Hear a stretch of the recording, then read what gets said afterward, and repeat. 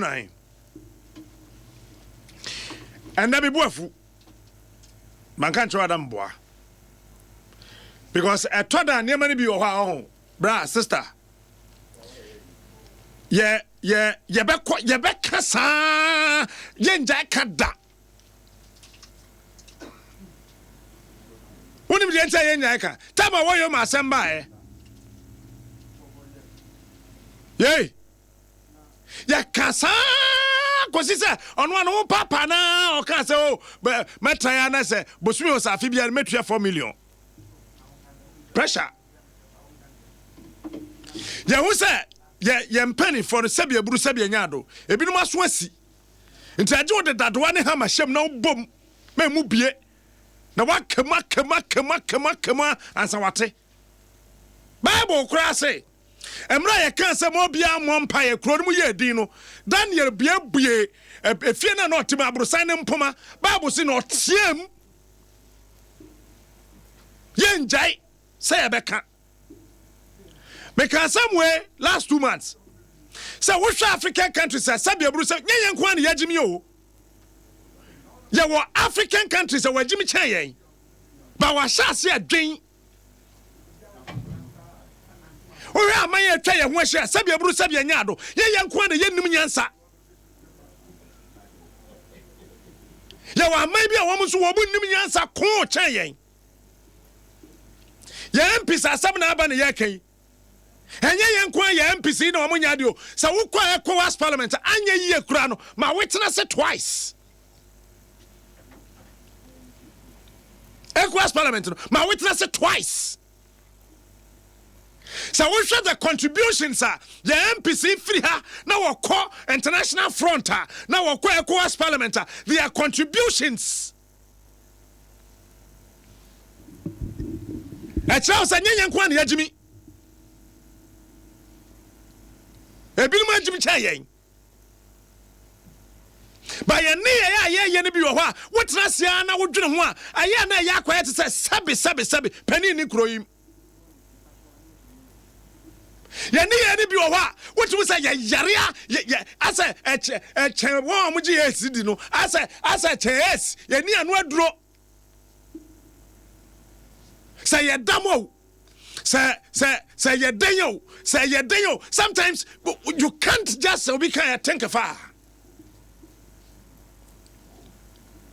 say obi bedi o man yi so a say de nipa ni tie bia se Ghana foko na wakoto aba man dia wo po ne ho ya ofew ne ho nya ofew so ye tintio so ye tiatia so ye hwehwe so oso se ne brofo adew se ne brofo nya dew so te senyo wo twu mutan Ghana foto aba ma sa nipa ne wi a oyo man na japade a efida ya to aba ma no ekosi so bewuo ni wu achi kura no esese ye de anidie ma no said the beya a maybe be who say ye wo buo bi ema ye mpanifo a ye de won tua ba no eti enani nei na wo kwa America na wo ba Abraham Lincoln din na wo ye rough kekanse hunu bi afa na ho a wo nko free sa wo benya kuo bi abesore aba respond equally.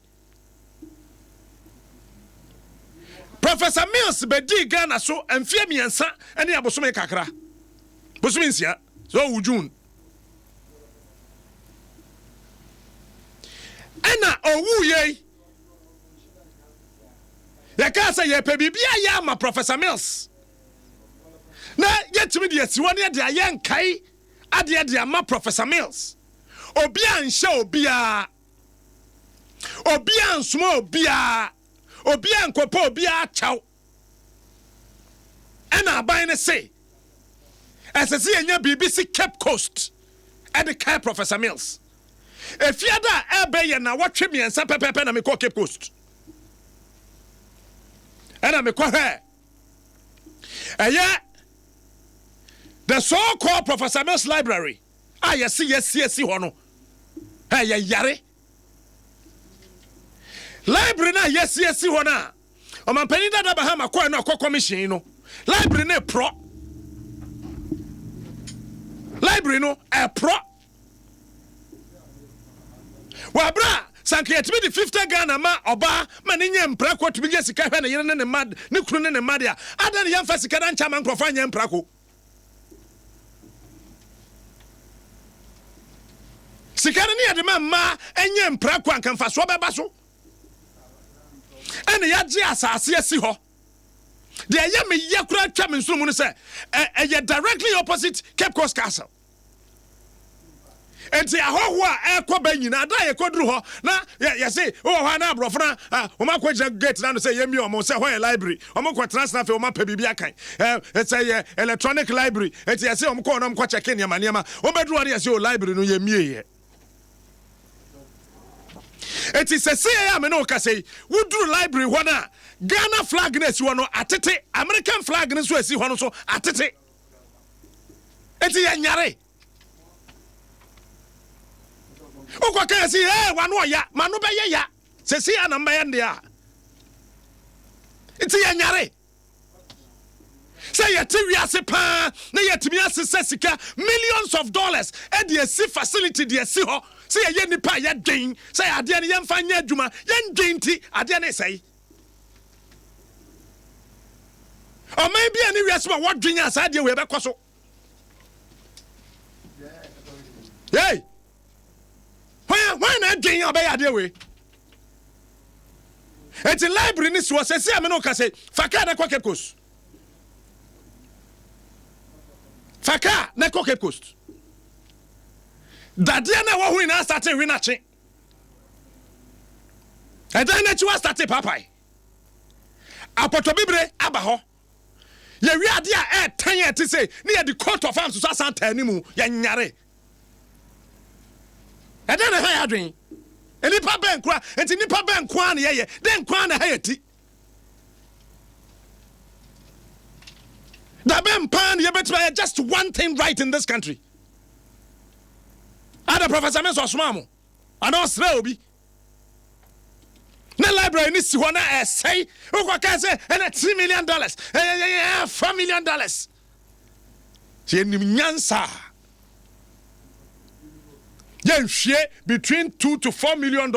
Yen twin tungu. Na there is one a pro.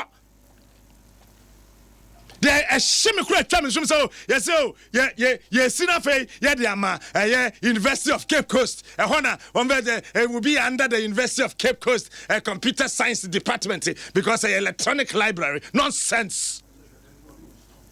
Nonsense. Nonsense or Shabatakari. Say, now, they share university. I say, now we knew her. Now, there is one I say. Now, but so some of your tax. Now, with your Kogu baby, let's can I say? What kind of people are we? Then, Kwan, high and quiet drink. Yeah, how say? Yeah, how pass, snipper, yeah, how pass people. And they say, Kwame Nkrumah say change. When it is denied or too long delayed, violence will break out here and there. Not that men planned or willed it, but the accumulated grievances will erupt with volcanic fury. And then to be Diana as a Yenimiansa. Yet to be Yadia, no bits yet, or show deal, I can't say, Aquayonimiansa. Why must we do that for people to sit somewhere, stand somewhere, and insult us? Why? Must we always give people the opportunity to insult us? Must we do that?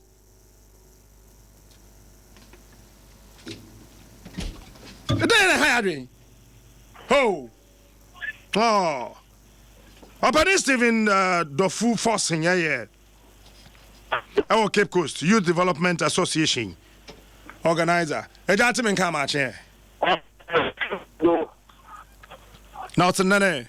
Oh, now the most was there. Yamina Dum Yahuye Papa. Now, you great then. I think I walk away from Professor Thomas Lab in Nawama. Even you talk to for the madam. Patrol, come on home and say. Oh, in there, last year. On the Cape Coast Youth Development Association. Yeah. demonstration about the Atamas library. On Sunday, the time, no, more in there, you will not library, who sees one. Library been apple. It's a sea business or Jim FM. Or send them all 1 year. Some of you talk about now, you not believe your petition come up president. Your petition come up with the minister. Your petition come up mayor. Your petition come up man. You talk about you need man here. So that be going for what you are. It's over here to ma. If you are someone up to now, that being the war is war. Since you are going to be able to go. If you talk about possible, ask me, I can tell you the from my uncle second coach you the association. Yes, shall I be? Because every day about food, what about town or casa or power we not access to inside. Some of our company would check one city every day because every day they are about 4 casa or easy. 4 coins was consent and was into that so calling pool.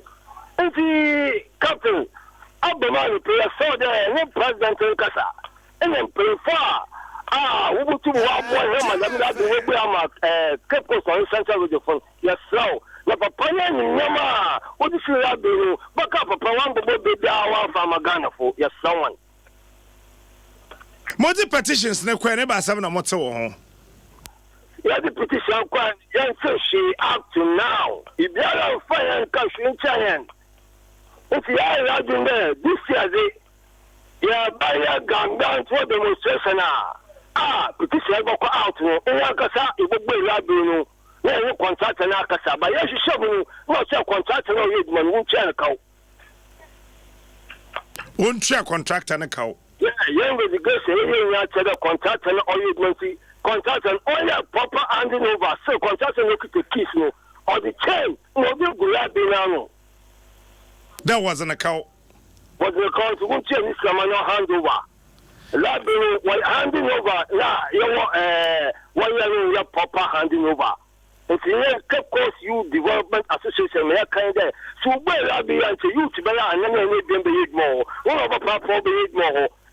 It's a simple for the someone. You're young go phone. Well, I be man. Yes, one. You're young go phone. One because a printer said down. Say Idra enyim ho a me moyem nkono mponye flag no sisi wona wa ateton. Yes someone you talk kuso yes so you no go phone. Yeah yes say your president.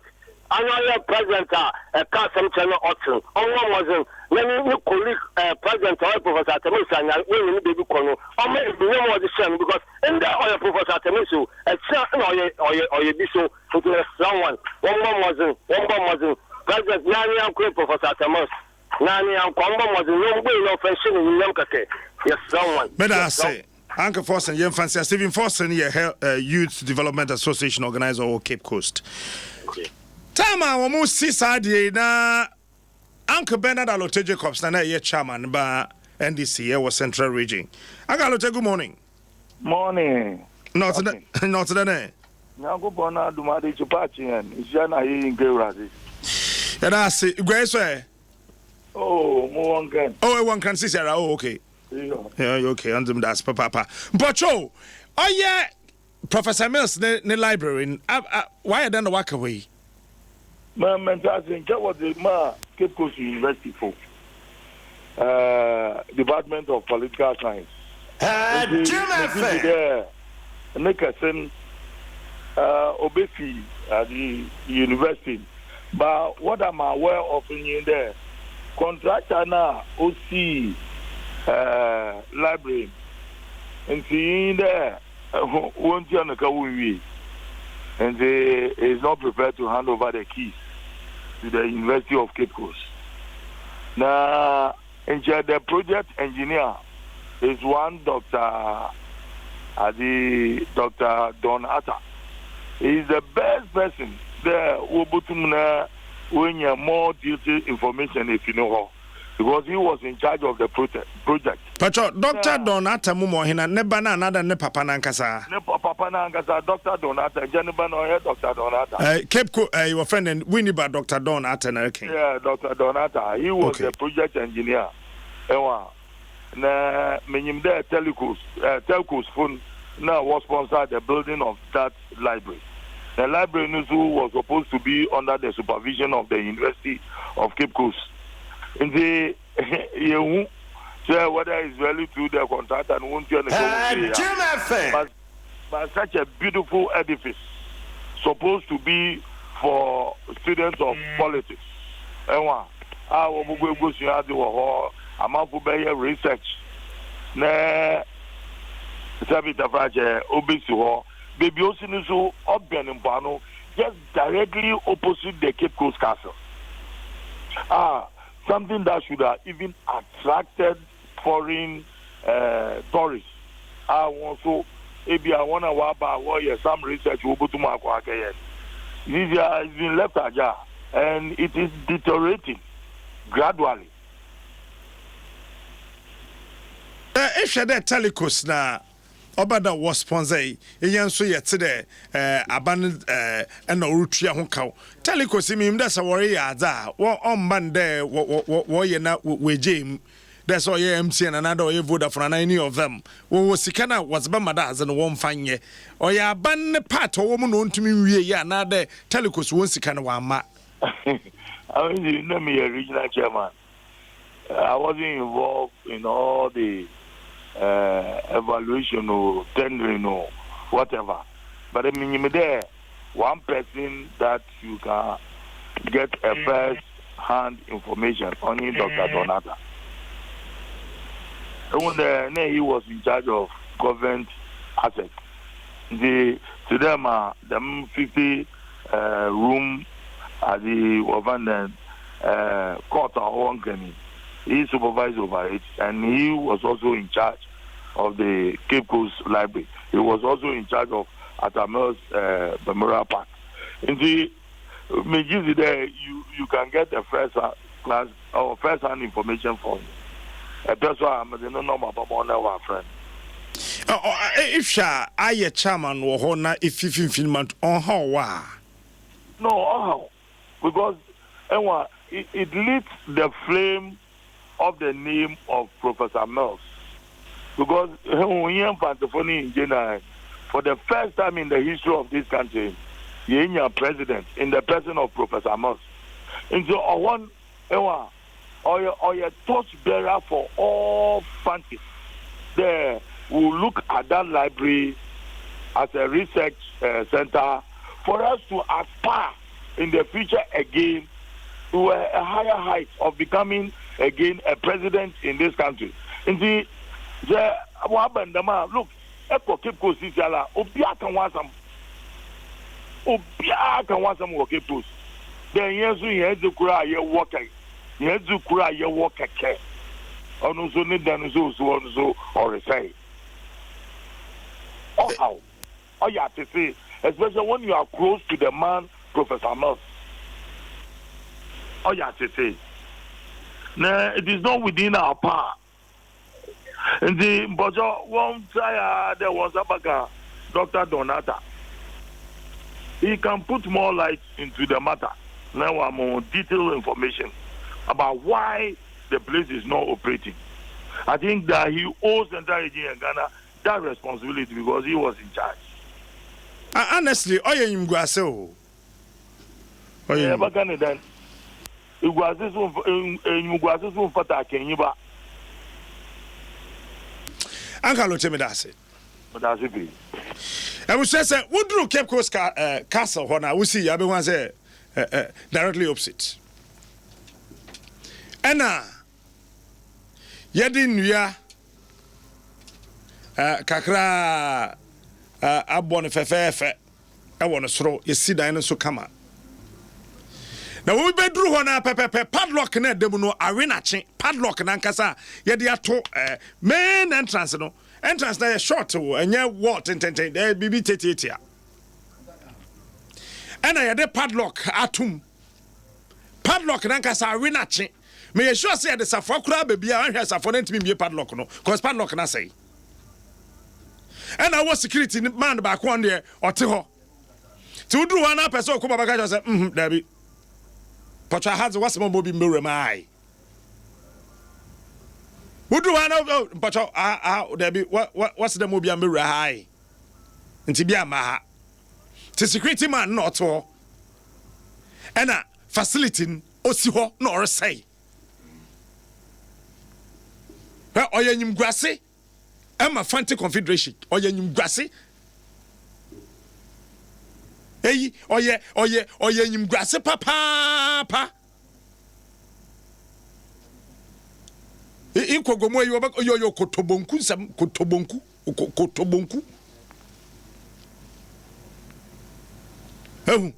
Ana facility no si ho no say. Inya bia no nkan cho there as he was to a whole former president. And to say yenye hwimpa ye be ya ma papa ya.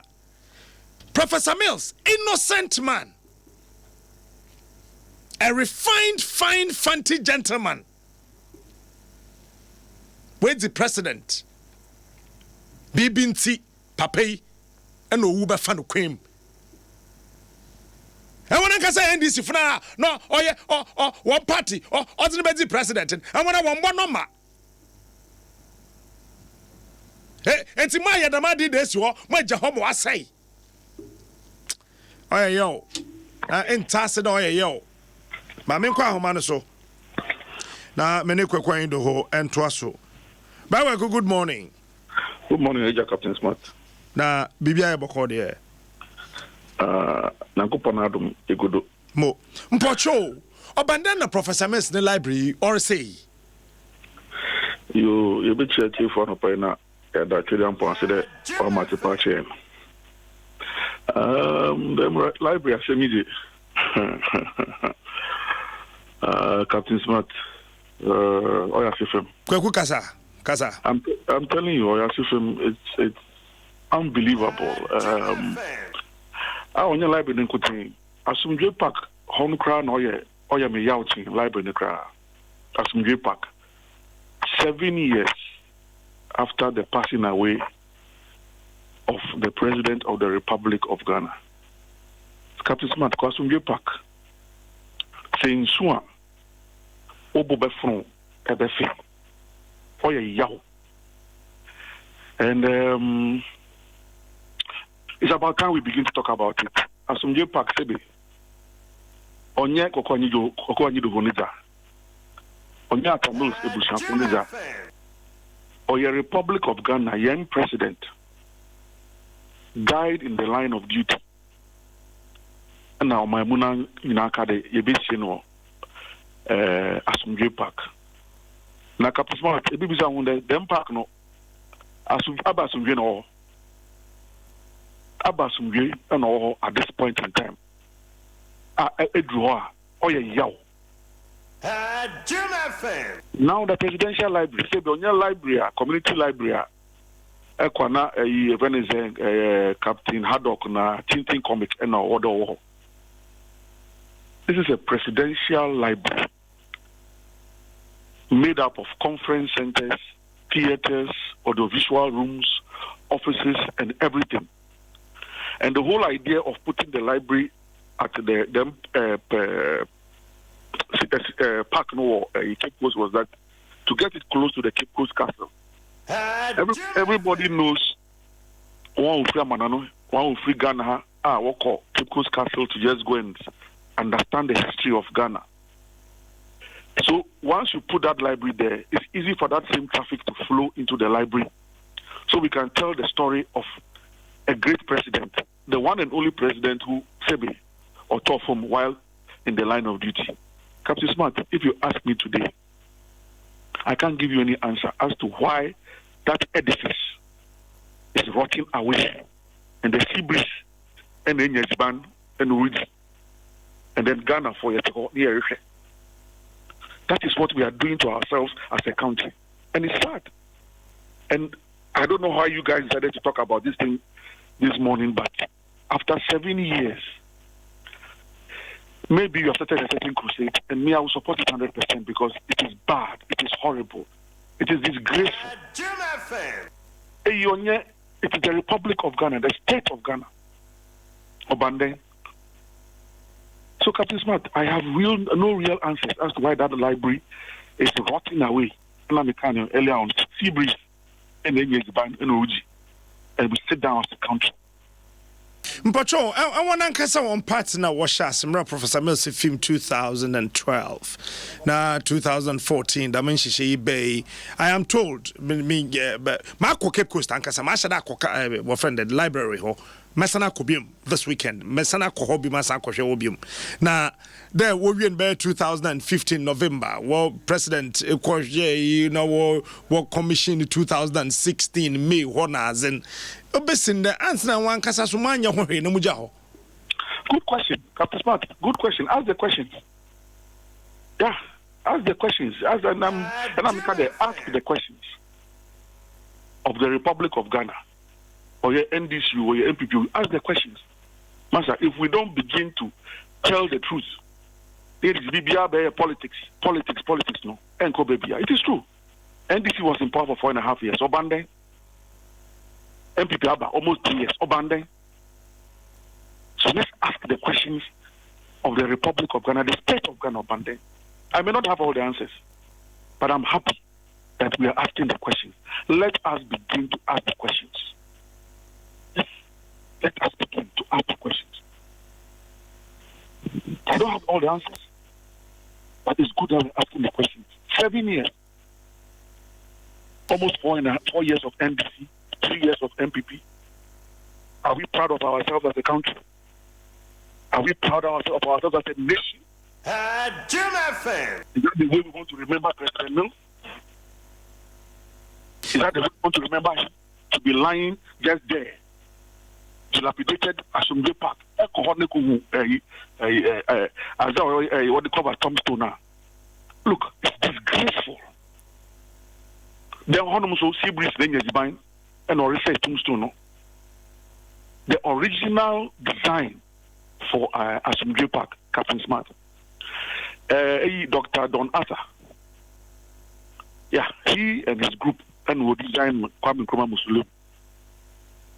They had the same architectural design for Assembly Park. Ebekaya, President Mills passed on 24th July. He's seen on the 10th of August. 2012. The Japan, the Basa, and the bed there 2 or 3 days, and you order a pen crabbing. So the original design here, it was there. It is there, but we have to just create a temporary atmosphere. Now it's assumed them 10th August. But the master plan was that after 10th August, and then build it and finish it and complete it to be a real state monument. Obanden. And I ain't man. Obanden. Kwekuntim Pocho. Obande and the Mancasa NDC for the Mum Professor Mesa some Motano. Captain Smart. What Missy? These are questions. I mean, man, Sabia and Opay, but questions may be said. Say Ghana for 30-something million. Nakupon boy, you know, or my yans or my again. These are questions, not Ghana for Yempe answers, no. And see, damn 12 million Ghana cedis. I know what's we ask from J Park. No, fine, fine. Pacho, I don't know about any 12 million Ghana cedis. All I know is there was a master plan for J Park to be a monument, a state monument. Just them are a friend, Kwame Nkrumah Muslim, but of course with a different design. The question is that why did we not do it? Why was it not done by the Republic of Ghana? Why? Why was it not done? Mami Musame final question na minja kwai. Mpanyifo senda adza mpe na wotochen. Obande na wona nkasempa was a Professor Mercy Bechain. Adamana Oman Crofadino won't seem that my NDC from Posabe baby, and 1 ampon wokun no yampo. At a baby, I must ask them Yamani Biad, man shadanye. Well, Captain Smart, Demtina, if you notice in recent times, I've been talking about the Atamils Institute, which I have set up with a few people, the Atamils Institute, because and some of us have decided that instead of crying and mourning and sulking, no, we will set up this institute and we shall begin to eulogize President Mills, whether some people like it or not. We shall eulogize him. We shall speak about his legacy. We shall speak about what he stood for. We shall speak about the Better Ghana agenda that he propagated, how he wanted to change the narrative of this country, change the mindset, change our style of governance, so we can build a better Ghana. And in the 7th year of his passing on, we have decided that we shall resurrect his memory, whether people like it or not. And that is our inalienable right to eulogize him. People are eulogizing Nkrumah.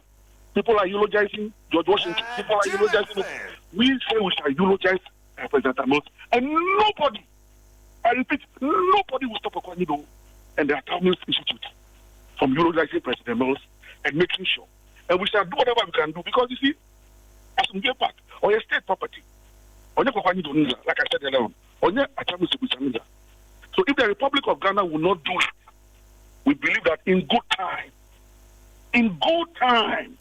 God himself above will provide the Atamils Institute with the needed financial support, and we shall give that place a very stricken look. And I'm praying to God on this day, and I'm just professing today, in the name of God Almighty, the Atamils Institute, one fine day, will give the Asumdue Park a befitting look. I'm telling you, that man was a great leader. He worked well for this country. He did a lot for this country in terms of sports, in terms of what, in terms of academia. And for him to be lying down like that, and for the library to be rotting away, some of us will begin to repair the damage in the name of God Almighty. Thank you, Captain Smart, and thank you for starting this crusade. Let us do it together. Thank you, sir. Thank you. Mrs. Ernestina Nadu Mills, why? Kafui Justice line akate na Kafui Justice wo Cape Coast Bakodru library ho. Kafui, good morning. Good morning, Captain. Uncle Sedane. Yamina Adom bocho wase. Me hu ye papa edu library ho. Bocho me jina library nyim pe. Okay. Friday no yin Saturday anopa na ya sabe hyiam ho. Ai. Bocho yo. Medase. Saturday anopa, Friday mo mze mama anopa ni nyam. Yen hye ho Saturday anopa 10 o'clock ai. Yo. Medase. What's the sisiara? Captain Mupocho said, as when you chair oye enyim ha bibia oye John Evans at a Mills presidential library no wa. Aha aye kwompa. Da yaba kanye de. Oye gate other library na no eba koya de one gate in watum. Nanso it's a security post now. Oye UCC security nyukuru was security post no mu. Meaning bizin komo kaka maybe send there aha we use also will use. City kese gate in Sasha onam de oyi no be na ponin ndazina was a gate in ponin wa say orin kana jumedi bia nkodo wahala be haze a denara na osi ho a wa yefete so na nkote si ho. Sir, I remember how 3 weeks or 4 weeks ago.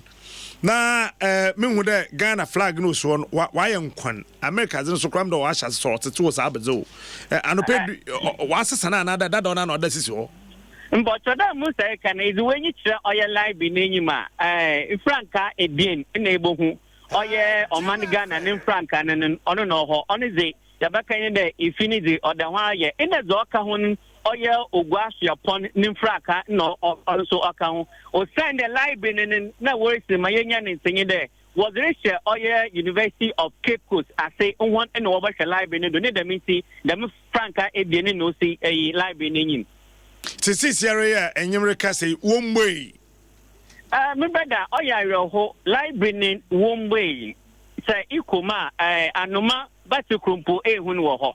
But the American security man was security post in Numu or on the Yaza or Kodo. Then the library was kind of Sherman in Kabusumesia in a woody basic bra or man penina work a dum conan John Dramani Mahama or Benin or my attack to the Busumesia in a woody basic demo library on 27th July. 2013 and the watch today work out to sort the worst them you may see this year the BB and you are Mamenda wasai kafi. Yo. That's it. Honorable Kwamina Duncan, me pacho ohinaba. Minyim de wamba wa birdo. Na ebia na nkra tempo wo hone kadare hwehwempo a ebia inye obi ma onfa nkyerɛw. Yes, several millions of dollars I was worthy simpo ebia na ibiara nya ho krata ebiara mpo no zamo na kan. But anka mpocho ai. Mo be ya mfante yenyim be nyam kakra. Da anka epusu ahoma awo bisebise mayen na meye wo ho a obeyeye na yo ya appeal. Eye wo ho a obeyeye pocho papa de ebeye na zamayen ai pocho papa but was na yendam na famayen yendam na famayen ya dase yan fansia nyame ya adoma ye koba weekend ya Monday the ebesi no ye be ma waso ate Dr. Donata ye pocho ai awuna azna osha wonsa sisere wa me yata ase asomdwe park so osha wonsa am asomdwe park me ya madwena man kan asembiem because na me hu asemta also the ibiewu ye kese nyipa kro also ye tu ifuna mo na 7 aka ho am ma me no was no kotuma na hwana ye usikanti ye say sika onye ye faulta no Vitamilk and a Greenfield Scientific Herbal. Afi Franco Trading phone there open phone na me dey make kind of crutch the woo sanam sumate said the ade ne tie me ntimi nkrokro no sanate ti open phone na crowd where you way ade bia your friend phone ani bibia your friend laptop so wo beto bi na so when di kan ko Franco na ukoto bia na ekosey a menka nkire me edu awia na me kire wo kwan na wamfa so ade sound na me kuta torchlight 10 ubisa mba akokora me mfa ma ho cause me kire wo kwan na awia na wanye ko Franco Trading won atom phone sin na obi a hwe de sua no abo bia be do sade a osua prago ko Franco na ju phone why phone pa efie tama me share Fabɛwɔso ase na mani abre on se fantimoja kakra wo mu me moja phone na wo mu me fire bono fire mfante fire kuapem fire asante enti me for o hwe me parent na we ma me free we papa free we ma me free we papa free enti 4 regions na me free fante kakra wo mojam kuapem kakra wo kuapem kropon wo mojam sante wo bosomtwe nyamiani ewo mojam na fe central region enso wo mojam enti me sha se na mani abre edu ba bi na se na mani abre nti na kasa na edu ba bi na no hye ayana wo de ache me why because na mani na abre me da se o man na se yin yi sa na be kono thank you etiefo medini kofi owusu amponsa me ya adwuma free anopa no